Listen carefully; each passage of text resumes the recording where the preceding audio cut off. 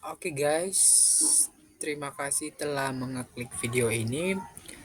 Eh, Terlebih dahulu, perkenalkan nama saya Fajar Harapan Telamban 2 dari program studi akuntansi perpajakan Politeknik Wilmar Bisnis Indonesia dengan nomor NIM 2201133. Nah, di video kali ini saya akan mencoba mempresentasikan mengenai pernyataan standar akuntansi keuangan nomor 72 atau sering disingkat dengan PSAK nomor 72. Nah, di sini saya akan coba eh, barang mempresentasikan. Yang pertama adalah tujuan PSAK 72 ini apa?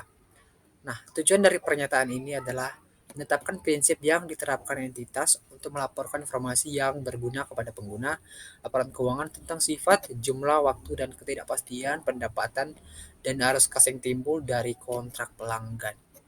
Nah, eh, selanjutnya kita akan bawa ke ruang lingkup PSAK 72 itu apa saja. Nah, ini dia ruang lingkupnya merupakan seluruh kontrak dengan pelanggan. Namun namun dalam hal ini dikecualikan kontrak sewa dalam ruang lingkup PSAK 73. Kemudian ada pengecualian juga kepada kontrak sewa asuransi dalam ruang lingkup PSAK 62. Kemudian dikecualikan juga pada instrumen keuangan dan hak atau kewajiban kontraktual lain dalam ruang lingkup PSAK 71, PSAK 65, PSAK 66, dan PSAK 4. Kemudian ada juga PSAK 15.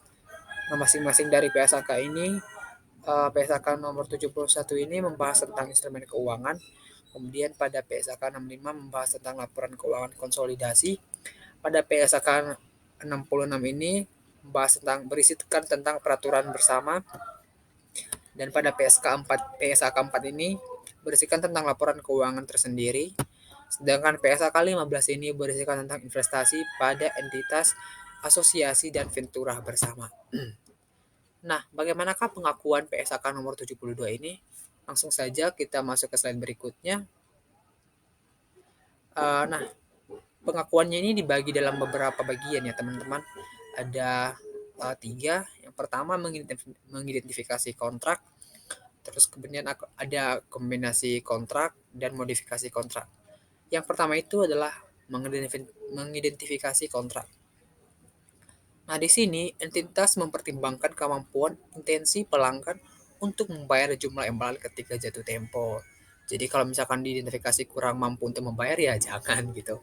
Kemudian ada kombinasi kontrak, yang entitas ini mengkombinasikan dua atau lebih kontrak yang disepakati dalam waktu yang sama atau bisa yang berdekatan juga dengan pelanggan yang sama atau pihak berelasi dari pelanggan, dan mencatat kontrak tersebut sebagai kontrak tunggal berdasarkan kategori. Nah, artinya di sini bahwa dalam satu eh, kesepakatan itu jika memang waktunya berdekatan dan punya pihak yang sama, bagus dibuat jadi kontrak tunggal aja berdasarkan kategorinya. Tadi ada kategori-kategori yang memang harus dipenuhi juga, cuman uh, itu nanti kalau misalkan pembahasan lebih mendalam lagi. Sekarang kita masuk kepada modifikasi kontrak. Di sini modifikasi kontrak merupakan perubahan dalam ruang lingkup atau harga kontrak atau keduanya yang disetujui oleh para pihak dalam kontrak. Nah, berarti dalam modifikasi kontrak ini memang merupakan uh, kesepakatan dari dua pihak yang membuat kontrak tersebut. Sekarang kita masuk kepada subbab berikutnya tentang pengukuran PSAK 72. Nah, ini dia. Pada pengakuan PSAK 72 ini dibagi menjadi dua, ada mengidentifikasi kewajiban pelaksana dan pemenuhan kewajiban. Tunggu dulu. Nah, selanjutnya pengakuan PSAK ini ada lagi ternyata dua tadi yang belum masuk ya teman-teman. Ada mengidentifikasi kewajiban pelaksana dan pemenuhan kewajiban pelaksana. Di sini pada mengidentifikasi kewajiban pelaksana, pada insepsi kontrak, entitas menerima barang atau jasa yang dijanjikan dalam kontrak dengan pelanggan dan mengidentifikasikan sebagai kewajiban pelaksanaan setiap janji untuk mengalihkan kepada pelanggan baik yang pertama, suatu barang atau jasa atau sepaket barang atau jasa yang bersifat dapat dibedakan. Kemudian atau serangkaian barang atau jasa yang bersifat dapat dibedakan secara substansial, sama dan memiliki pola pengalihan yang sama kepada pelanggan. Sekarang ke pemenuhan kewajiban pelaksana. Entitas mengakui pendapatan ketika atau selama entitas memenuhi kewajiban pelaksana dengan mengalihkan barang atau jasa yang dijanjikan, yaitu aset, kepada pelanggan. Aset dialihkan ketika atau selama pelanggan memperoleh pengendalian atau aset tersebut. Sekarang kita masuk ke sebuah berikutnya, yaitu mengenai pengukuran. Pengukuran dari PSAK 72 ini, ketika atau selama kewajiban pelaksana dipenuhi, entitas mengakui pendapatan atas sejumlah harga transaksi yang tidak termasuk estimasi atas imbalan variabel yang dibatasi sesuai dengan paragraf 56 sampai 560 sampai 580 yang dilakukan terhadap kewajiban pelaksana. Adapun cara mengukurnya dibagi menjadi tiga. Pertama, menentukan harga transaksi, kemudian mengalokasikan harga transaksi terhadap kewajiban pelaksana. Yang ketiga merupakan perubahan dalam harga transaksi. Langsung saja kita masuk ke nomor pertama, yaitu menentukan harga transaksi.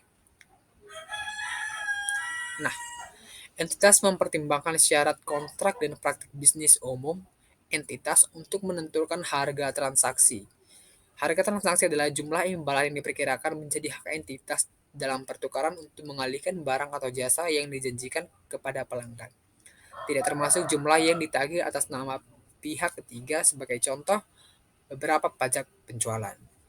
Imbalan yang dijanjikan dalam kontrak dengan pelanggan dapat mencakup jumlah tetap, jumlah variabel, dan keduanya. Kemudian yang kedua, yaitu mengalokasikan harga transaksi terhadap kewajiban pelaksana.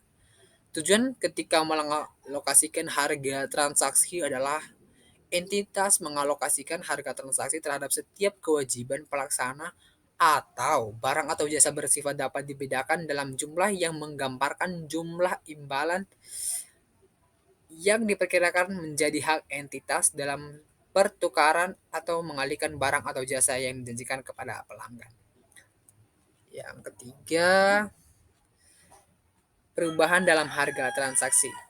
Setelah insepsi kontrak, harga transaksi dapat berubah karena berbagai alasan, mencakup penyelesaian peristiwa tidak pasti atau perubahan lain dalam keadaan yang mengubah jumlah imbalan yang diperkirakan menjadi hak entitas dalam pertukaran dengan barang atau jasa yang dijanjikan. Nah, sekarang kita masuk ke sebuah berikutnya mengenai biaya kontrak. Nah, di biaya-biaya kontrak ini ternyata dibagi menjadi tiga juga ya teman-teman. Ada biaya incremental atas perolehan kontrak, kemudian ada biaya pemenuhan kontrak, dan yang terakhir ada amortisasi dan penurunan nilai. Sekarang kita masuk ke bab ke bab ke bagian yang pertama, yaitu biaya incremental atas perolehan kontrak. Entitas mengakui biaya incremental atas perolehan kontrak dengan pelanggan sebagai aset jika entitas memperkirakan untuk memulihkan biaya tersebut.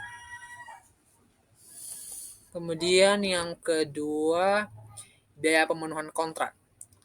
Jika biaya yang terjadi dalam memenuhi kontrak dengan pelanggan tidak berada dalam ruang lingkup pernyataan lain, sebagai contoh PSAK 14, PSAK 16, atau PSK 19, entitas mengakui sebagai maka entitas akan mengakui sebagai aset atas biaya yang terjadi untuk memenuhi kontrak jika hanya biaya tersebut memenuhi kriteria sebagai berikut.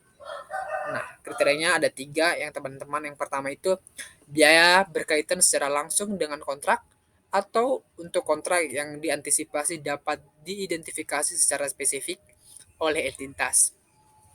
Sebagai contoh, ada biaya yang berkaitan dengan jasa yang disediakan dalam pembaruan kontrak yang ada atau biaya yang merancang aset untuk dialihkan dalam kontrak spesifik yang disetujui.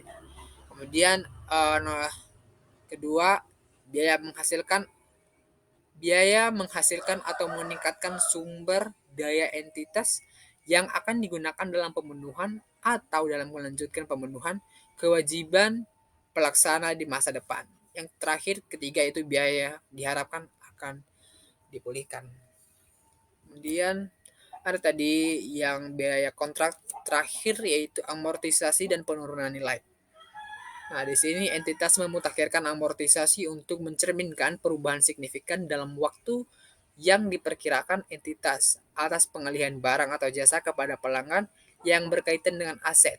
Perubahan tersebut dicatat sebagai perubahan dalam estimasi akuntansi sesuai dengan PSAK 25 yang berisikan tentang kebijakan akuntansi, perubahan estimasi akuntansi, dan kesalahan. Sekarang kita masuk ke penyajian PSAK 72. Nah, di sini penyajian ketika salah satu pihak dalam kontrak telah melaksanakan tidak melaksanakan tugasnya, maka entitas menyajikan kontrak dalam laporan posisi keuangan sebagai aset kontrak atau liabilitas kontrak, bergantung pada hubungan antara pelaksana entitas dan pembayaran pelanggan. Entitas menyajikan hak tanpa syarat terhadap imbalan secara terpisah sebagai piutang. Sekarang kita masuk ke sebuah pembahasan yang terakhir yaitu pengungkapan. Nah, tujuan persyaratan pengungkapan adalah agar entitas mengungkapkan informasi yang cukup memungkinkan pengguna laporan keuangan memahami sifat jumlah, waktu, dan ketidakpastian pendapatan arus kas yang timbul dari kontrak dengan pelanggan. Untuk mencapai tujuan tersebut, entitas mengungkapkan informasi kualitatif dan kuantitatif tentang seluruh hal berikut. Yang pertama, kontrak dengan pelanggan. Yang kedua, pertimbangan signifikan dan perubahan dalam mempertimbangkan yang dibuat dalam menerapkan pernyataan ini terhadap kontrak tersebut. Yang ketiga, aset yang diakui dari biaya untuk memperoleh atau mengontrak dengan pelanggan. Oke, baiklah. Demikian uh, presentasi saya yang bisa saya presentasikan mengenai PSAK 72. Kurang lebih kalau ada yang salah mohon dimaafkan. Terima kasih. See you next time di next video.